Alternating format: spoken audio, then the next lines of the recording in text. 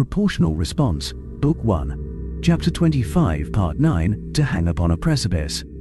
Eldia heard the shuttle just behind her spin up its engines and catapult into the air, guns already blazing.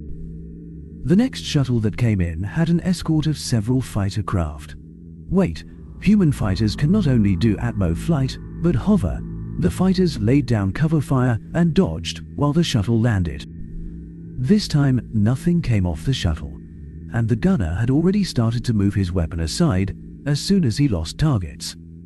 Henry squeezed her hard, just shy of hard enough to hurt, and put his lips to her ear.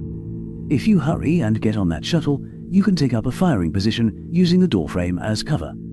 He then gave her another quick squeeze, released her, and stared into her eyes. Time stopped. Fury and love took hold of her. The emotions seemed to squeeze in on her and try to pull her apart, both at once. He is going to that barricade but wants me on that shuttle, but knows I will fight whatever he says and is asking me to fight from the shuttle instead of beside him. But she'd never loved anyone as strong or as hard as she loved him in that moment.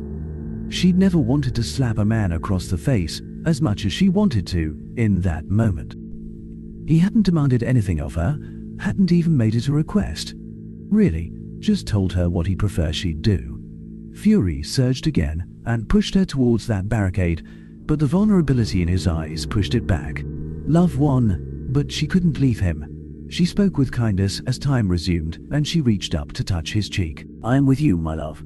Life or death. If you don't leave this ground, I have no desire to go on, while my hearts bleed here on this soil for the rest of my life." She then pulled her pilfered pulse rifle into her hands, turned and headed towards the barricade, threw her best saucy look over her shoulder, winked, and took position. A moment later, he set up right beside her. They shared a look, and then a wall exploded. Sultans boiled out like water from a broken dam. All of their eyes glowed red. All of them started to fire the moment the wall came down. They didn't try to remove the barriers, just ran straight at them. Many died, impaled on the spikes of the barricades as the horde behind them pushed them forward.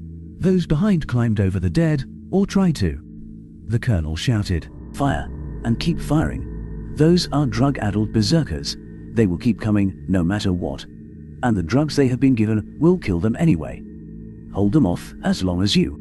The shuttle in the other circle from them spun up its engines and lifted from the ground. It started to fire as soon as its nose cleared the barrier, but that barely even seemed to slow the horde. Eldia pressed the trigger of her pulse rifle as fast as she could, trying to knock back Zoltans as they climbed over the barriers.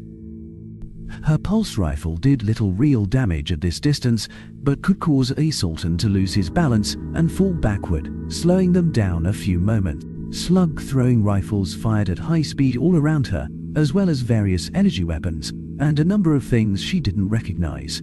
A few non-humans sprinted towards the shuttle. "That is the Slar Ambassador!" "What do you think of your beloved Sultans now, Ambassador?" "He is carrying Findil. I never thought I'd see the day." She did a look around at who remained. "Those shuttles are only supposed to hold 20, but we have almost 30 here. Still, not all of us are human." Another Zoltan climbed over his dead fellows and she fired, caught him square in the teeth, and he fell over backwards. Several more popped up at once and fell as explosions went off under them. They died on the barricade spikes, and the explosions which had been strapped to the barriers turned. "No, don't think about it. Concentrate on pulling the trigger. Be sick later." The explosions, which she felt sure had been meant to destroy the barriers, had cleared the bodies, and ladders being used to overcome them, slowing the Zoltan advance a little more. In the lull, the colonel shouted again, "Alpha, back." The woman next to the man to her right seemed to disappear. Eldia checked and saw that the woman, along with several other troops, had fallen back several feet and taken up what cover they could. "Baker's back." The man next to her grabbed her arm and yanked her back with him as he faded. She started to protest, but decided she had messed with the humans' plans enough. A glance around told her that 2/3 of the humans had left the line. She and her new best friend took up positions behind the Alpha group. Another set of explosions around the rings went off, turning more sultans to fine green paste. More poured through various openings in the walls. All of them screamed like maniacs. She expected Henry to fade back next, but instead, the call came for the Alphas again. She watched the woman who had backed up before move back behind her and her new best friend, and heard her take up position and resume fire. Cotton, back. At last, Henry came off the line and moved to the same position the woman from Alpha had used. Baker's back. Move. Eldia rolled away from her position and came up at a crouched run. They don't need me in the way. She spied the open door of the shuttle and just went for it. A pulse rifle found her back, and she stumbled, but the shot came from too far away to do more than bruise. Feet hit metal, and she pounded up the ramp. She saw a human slug thrower, grabbed it, and positioned herself next to the open door and started to fire again. The Exaltans continued to climb over barricades and one another as the humans continued to move backwards toward the shuttle. Eldia aimed for the middle of any Sultan who raised himself too high. She didn't hit much, but saw lizards fall over and over again as the Colonel continued to call the retreat. Some of those shots are coming from behind me, and they hit more often than not. She glanced around at the mayhem and saw the Slar ambassador's progress. He's been hit.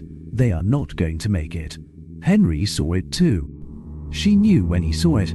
She felt it somehow, and both her hearts missed several beats. She started to throw down her rifle and run to stop him, but he darted off the line before she could even move. One other soldier came with him. The Colonel shouted, Henry, get back here. Bloody hell. All troops fall back at speed. Take positions and lay down cover fire. Henry and the soldier reached the three stragglers. Henry got there a single step ahead and had the Slar over his shoulders in an instant. The human soldier looked like he tried to protest, but Henry just hunched down the best he could and ran. The soldier grabbed the two Finidal, who had passed out at some point, ducked, and ran far faster than the overburdened Henry. A pulse blast found Henry and he stumbled, but kept moving. Various non-humans behind Eldia whimpered and ducked their heads, but she could tell that they seemed unable to look away. A scream of rage filled her ears, and the rifle in her hands bucked like a thing alive as she pulled the trigger as fast as she could. Two soldiers broke from the line and ran towards Henry, pulled his burden from him. The three ducked and ran for the ramp, while the last soldiers walked backwards, their rifles spitting fire. Henry reached the ramp, and Eldia ran out of bullets. She cast about for more, but a hand roughly grabbed her and pulled her away from the doorframe. Another pulled the weapon out of her hand, and yet another laid a firm hand on her shoulder. Before she could even protest, Henry, the last man out, hit the bottom of the ramp. Then a red mist exploded out of his side, his face took on an agonized cast, and he stumbled. She screamed, a shriek almost deafening to her own ears, primal pain and rage. Henry looked up, saw her, set his jaw, mouthed the three eternal words to her. She expected him to continue to crawl up the ramp as best he could.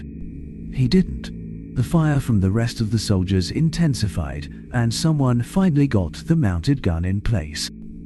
And Henry rolled over onto his back, brought his rifle up, and fired while pushing himself up the ramp as best he could.